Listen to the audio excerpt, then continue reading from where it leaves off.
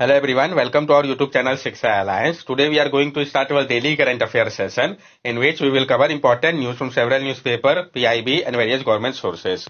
So let's begin our session. Our first topic is star labelling of solar panel. तो हम जानेंगे जो star labelling की बात कही गई है सोलर पैनल को, इसके बारे में पीआईबी की न्यूज है, इंपॉर्टेंट टॉपिक है। Indian government has introduced a star labelling program for solar panel to enhance consumer awareness and promote the use of high quality and energy efficient solar photovoltaic module. भारतीय government ने introduce किया है star labelling program को solar panel के लिए ताकि enhance किया जा सके कंज्यूमर अवेयरनेस को और प्रमोट किया जा सके उपयोग को हाई क्वालिटी और energy efficient solar photovoltaic module का। Star labelling program for solar panel को इस तरीके से डिजाइन किया गया है कि मदद करेगा कंज्यूमर को कि वो एक इन्फॉर्म चॉइसेस ले जब वो परचेज करे व इंस्टॉल करे सोलर पैनल को। तो इसका क्या महत्व है, सिग्निफिकेंस हम जानते हैं। Consumer empowerment. The program aims to empower consumer by providing information about the quality and energy efficiency of solar panel. ये जो प्रोग्राम है इसका मकसद है एम्पावर करना कंज्यूमर को, प्रोवाइड करके इंफॉर्मेशन को जो क्वालिटी है और जो एनर्जी एफिशिएंसी है सोलर पैनल का emission reduction. It is estimated that by 2030 the star enabled solar panel will contribute to a reduction of approximately 30 million ton CO2 emission annually. और ये एस्टिमेट किया गया है कि 2030 तक ये जो आपका स्टार इनेबल सोलर पैनल है ये कंट्रीब्यूट करेगा रिडक्शन में अप्रोक्सीमेटली 30 मिलियन टन CO2 का एमिशन प्रत्येक साल। वॉलेंट्री इनिशियली, ये जो प्रोग्राम है ये वॉलेंट्री है, पहला 2 साल के लिए। Made in India initiative, made in India initiative के अंतर्गत है। Solar energy expansion, solar energy को एक्सपेंड किया जा रहा है। एक्सपेक्टेड ग्रोथ की अगर हम बात करें, India anticipate adding an additional 200 gigawatt of solar panel by 2030 contributing to a substantial increase in solar energy capacity. और भारत जो है वो एंटिसिपेट कर रहा है कि वो ऐड करेगा एडिशनल 200 गीगावाट सोलर पैनल को 2030 तक और कंट्रीब्यूट करेगा एक सब्सटेंशियल इंक्रीज को सोलर एनर्जी के कैपेसिटी पे। Star labelling program is a voluntary program that rate the energy efficiency of appliances on a scale of 1 to 5. The program was formulated by Bureau of Energy Efficiency under the Energy Conservation Act 2001. और जो star labelling programme है ये आपका voluntary programme है जो कि rate करता है एनर्जी एफिशिएंसी को अप्लायंसेस का, जो स्केल है 1 से 5 का। इसमें ये जो प्रोग्राम है इसको फॉर्मुलेट किया गया था ब्यूरो ऑफ एनर्जी एफिशिएंसी के द्वारा एनर्जी कंजर्वेशन एक्ट 2001 के माध्यम से। This program goal is to help consumer make inform choices about energy consuming appliances. This program is expected to save approximately 11.2 billion unit of electricity by 2030 and reduce CO2 emission by close to 9 million ton by 2030. और ये जो programme है इसका गोल है कि ये मदद करेगा कंज्यूमर को एक इन्फॉर्म चॉइस लेने में एनर्जी कंज्यूमिंग अप्लायंसेस को लेके। और ये जो प्रोग्राम है एक्सपेक्ट किया जा रहा है कि मदद करेगा सेव करने में अप्रोक्सीमेटली 11.2 बिलियन यूनिट इलेक्ट्रिसिटी का 2030 तक और कम करेगा CO2 के एमिशन को जो कि आपका अप्रोक्सीमेटली 9 मिलियन टन कम होगा 2030 तक।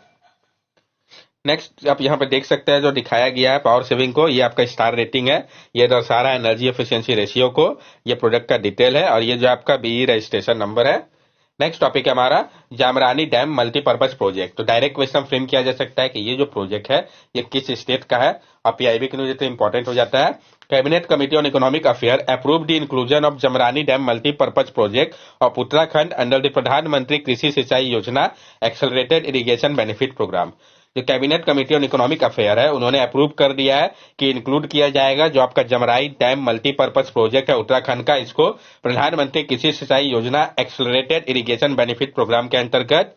This project involved dam construction on Gola River, a tributary of Ramganga River in the Nainital district irrigation, hydropower generation 14 megawatt and providing drinking water to Haldwani and nearby state. और ये जो project है ये involve कर रहा है dam के construction को गोला रिवर के ऊपर, तो रिवर के ऊपर डैम को कंस्ट्रक्ट किया जाएगा, ये भी इंपॉर्टेंट है, जो कि ट्रिब्यूटरी है रामगंगा रिवर की नेशनल नैनीताल डिस्ट्रिक्ट में। Irrigation hydro power generation 14 megawatt का और प्रोवाइड करेगा ड्रिंकिंग वाटर को हल्द्वानी और नियर बाई एरियाज के लिए। प्रधानमंत्री Krishi Sinchai Yojana is focused on improving irrigation and water efficiency and this project is part of accelerated irrigated benefit program. The Jamrani dam multipurpose project is the 7th project to be included in this initiative. और जबकि प्रधानमंत्री कृषि सिंचाई योजना है इसका focus है कि improve किया जाए इरिगेशन और वाटर एफिशिएंसी को। ये जो प्रोजेक्ट है ये पार्ट है एक्सेलरेटेड इरिगेशन बेनिफिट प्रोग्राम का। जमरानी डैम मल्टीपर्पज प्रोजेक्ट जो है ये 7th प्रोजेक्ट है जिसको कि इंक्लूड किया जा रहा है इस इनिशिएटिव के अंतर्गत। अब यहाँ पे आप देख सकते हैं जो अलग अलग रिवर तो ट्रिब्यूटरी है जिसके बारे में बात कहा गया है, तो ये गंगा हो गई, यमुना हो गया, घाघर, गंडक, गोमती, सब अगर मैप बेस्ड क्वेश्चन रिवर से रिलेटेड भी आए तो आपको पता होना चाहिए। नेक्स्ट टॉपिक है हमारा ब्राज़ाविल कॉन्गो पीआईबी का न्यूज है, तो जानेंगे इसके बारे में हम। Recently the minister of state for external affair is on a visit to republic of Congo to represent India at the second summit of three basin for biodiversity ecosystem and tropical forest taking place in Brazzaville, the capital of the republic of Congo. ये कहाँ पे है, ये important हो जाता है map based question के लिए भी। अभी हाल ही में जो minister of state for external affair है, उन्होंने विजिट किया था रिपब्लिक ऑफ कॉन्गो को रिप्रेजेंट करने के लिए भारत को सेकंड समिट में three basin for biodiversity ecosystem and tropical forest का। ये जो समिट था ये आपका ब्राज़ाविले पे हुआ था, जो कि आपका कैपिटल है रिपब्लिक ऑफ कॉन्गो का। थ्री बेसिन कौन कौन से थे? कॉन्गो बेसिन, अमेजन बेसिन और Borneo Mekong South East Asia basin. Congo basin जो है ये आपका फैला हुआ है Cameroon, Central African Republic, Democratic Republic of Congo, Republic of Congo, Ecuador, Guinea and Gabon में। अमेजन बेसिन जो है ये एक्सटेंड करता है 9 कंट्रीज और साउथ अमेरिका पे। और Borneo making south East Asia basin है तीसरा आपका। यहाँ पे आप देख सकते हैं रिपब्लिक ऑफ कॉन्गो का लोकेशन को क्वेश्चन फ्रेम किया जा सकता है कि किस किस कंट्री से ये बाउंडेड है। तो Democratic Republic of Congo, Central African Republic, Cameroon, Gulf of Guinea और गैबोन। नेक्स्ट टॉपिक है हमारा वज्र मुष्टिकलगा। तो हम जानेंगे वज्र मुष्टिकलगा के बारे में, ये है क्या, सब इसका डिटेल्स यहाँ पर दिया हुआ है, इंपॉर्टेंट टॉपिक है। Vajra Mushtikalaga is a unique form of wrestling involving two competitor who try to drop blood from each other head using knuckle duster. ये जो वज्र मुष्टिकलगा है ये एक यूनिक फॉर्म है रेसलिंग का, जिसमें कि जो दोनों कंपिटिटर होते हैं वो कोशिश करते हैं ब्लड को निकालने का एक दूसरे के हेड से उपयोग करके नकलेट डस्टर का।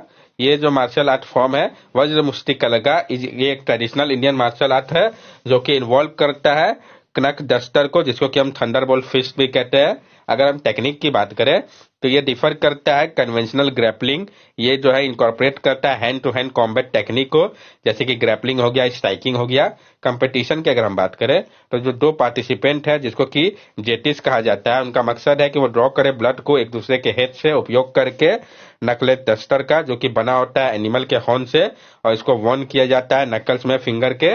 हिस्टोरिकल रूट की अगर इसकी हम बात करें तो ये जो है ट्रेडिशन ये आपका वाडियाल डायनेस्टी से चला आ रहा है, जो कि किंगडम था मैसूर का 1610 के समय पे। मॉडर्न कलर डस्टर की अगर हम बात करें तो जो मॉडर्न कॉम्बेटेड है उसमें उपयोग किया जाता है ब्लंट स्टडेड नकल डस्टर का, जिसको कि हम इंद्रा मुष्टि व इंद्रा फिस्ट भी कहते हैं। विक्ट्री का कंडीशन की अगर हम बात करें कि क्या कंडीशन होगा कि विक्ट्री माना जाएगा, तो जो विनर होगा जो कि ड्रॉ करेगा ब्लड को ओपोनेंट के हेड से पहले, उसी को विनर माना जाएगा। हिस्टोरिकल अकाउंट की अगर इसकी हम बात करें तो मेडाइवल पोर्टुगीज ट्रेवलर जो है उन्होंने नोट किया है कि ये जो टाइप था रेसलिंग का ये नवरात्रि सेलिब्रेशन के दौरान किया जाता था विजयनगर एम्पायर में 14 से 17 सेंचुरी के समय पे। करंट स्टेटस की अगर इसकी हम बात करें तो वज्र मुष्टिकलगा जो है उसको देखा जा रहा है कि वो डिक्लाइन कर रहा है और ये बहुत ही कम प्रैक्टिस किया जाता है मॉडर्न समय पे। वज्र मुष्टि मैचेस जो है वो अभी भी कंडक्ट कराए जाते हैं मैसूर दशहरा फेस्टिवल के दौरान मैसूर पैलेस पे। नेक्स्ट टॉपिक है हमारा Supreme Court strike down 2023 amendment to surrogacy regulation rule 2022। Supreme Court ने स्ट्राइक डाउन कर दिया है जो 2023 का अमेंडमेंट था सरोगेसी रेगुलेशन रूल 2022 का उसको। तो जानेंगे क्यों ऐसा किया गया, फिर सरोगेसी होता क्या है, बैकग्राउंड क्या है इस केस का, सब समझेंगे।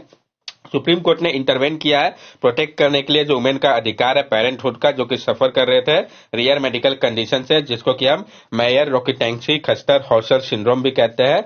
इसके कारण जो था वो बिना ओवेरीज के और यूटेरस के थे, जो कि इम्पॉसिबल बना दे रहा था उनको कि वो प्रोड्यूस कर पाए खुद के एग को रिप्रोडक्शन के लिए। सरोगेसी होता क्या है, तो सरोगेसी एक रिप्रोडक्टिव प्रैक्टिस है जहां पे वुमेन जो है जो कि सरोगेट होती है वो तैयार होती है कि वो कैरी करेगी, बर्थ देगी चाइल्ड को अनदर पर्सन या कपल का, जो कि इंटेंडेंट पेरेंट होते हैं। बैकग्राउंड क्या है इस केस का, इसके पहले गवर्नमेंट का नोटिफिकेशन के द्वारा अमेंड किया गया था इस लॉ को, जो कि प्रोहिबिट कर रहा था उपयोग को डोनर गैमेट का। ये मैंडेट करता है कि जो इंडेंटिक कपल है वो यूज करे खुद के गैमेट का, स्पर्म और एग का रेस्पेक्टिवली सरोगेसी के लिए।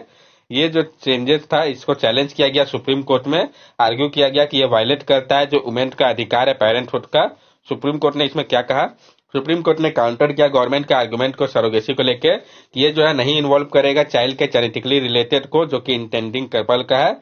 सुप्रीम कोर्ट ने फिर इंटरप्रेट किया कि ये जो लॉ है इसका मकसद है कि चाइल्ड को कंसीडर किया जाएगा जेनेटिकली रिलेटेड हस्बैंड से जब रूल 40 नहीं अप्लाइड होगा। ये अलाउ करता है गेस्टेशनल सरोगेसी प्रोसेस को कि वो प्रोसीड किया जाए। रूल 14 क्लॉज ए जो है ये स्पेसिफिकली रिकॉग्नाइज करता है जो एब्सेंस है यूटेरस का या किसी टाइप का एलाइड कंडीशन को, जैसा कि मेडिकल इंडिकेशन में जरूरी बताया गया है गेस्टेशनल सरोगेसी के लिए। सरोगेसी रेगुलेशन एक्ट 2021 प्रोहिबिट करता है कमर्शियल सरोगेसी को और सिर्फ अलाउ करता है एल्ट्रुइस्टिक सरोगेसी को ही। ये जो एक्ट है वो का इफेक्ट में जनवरी 2022 से आ चुका है। इस एक्ट का मकसद है प्रोटेक्ट करना वुमेन के रिप्रोडक्टिव राइट को। ये प्रोहिबिट करता है सरोगेट को रिसीव करने से किसी भी टाइप के फाइनेंशियल कंपेंसेशन को उनके रोल के लिए। एक्सेप्शन है, सिर्फ इंश्योरेंस और मेडिकल कवरेज ही प्रोवाइड किया जाएगा। ये जो सिंड्रोम की बात कही गई थी मेयर रॉकेटेंसी कुस्टर हॉसर सिंड्रोम की, इसके बारे में भी हम जान लें।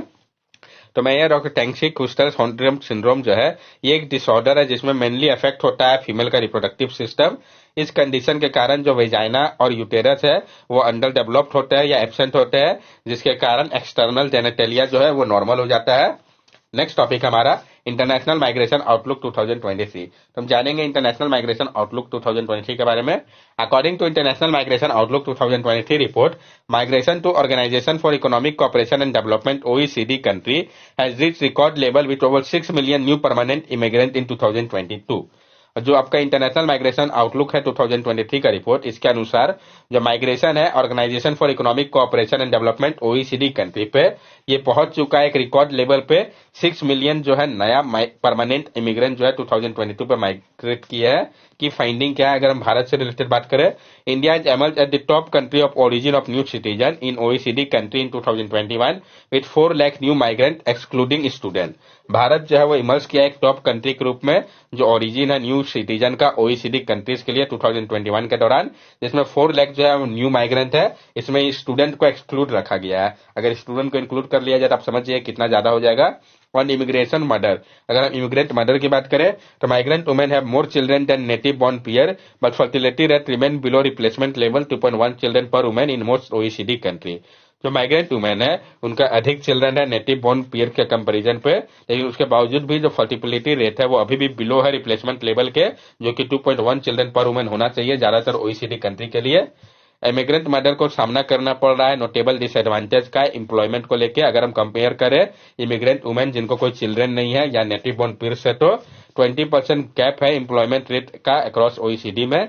Migrant mother are often trap in inactivity due to children responsibility, और जो माइग्रेंट मदर है वो ऑफन ट्रैप हो जाती है इनएक्टिविटी के लिए चाइल्ड केयर रिस्पॉन्सिबिलिटी के कारण। अब हम OECD के बारे में भी जान ले। Organisation for economic cooperation and development OECD जो है आपका, ये इंटर गवर्नमेंटल इकोनॉमिक ऑर्गेनाइजेशन है जिसको एस्टेब्लिश किया गया था 1961 में। ओरिजिनली ये एडमिनिस्टर करता है अमेरिकन और कैनेडियन एड को मार्शल प्लान के अंतर्गत। OECD is a forum where 38 government, India is not a member of democracy which market based economic collaborators। OECD एक फोरम है जहां पे जो 38 गवर्नमेंट है, इंडिया इसका मेंबर नहीं है डेमोक्रेसी का, जहां पे मार्केट बेस्ड इकोनॉमी कोलैबोरेट करते हैं।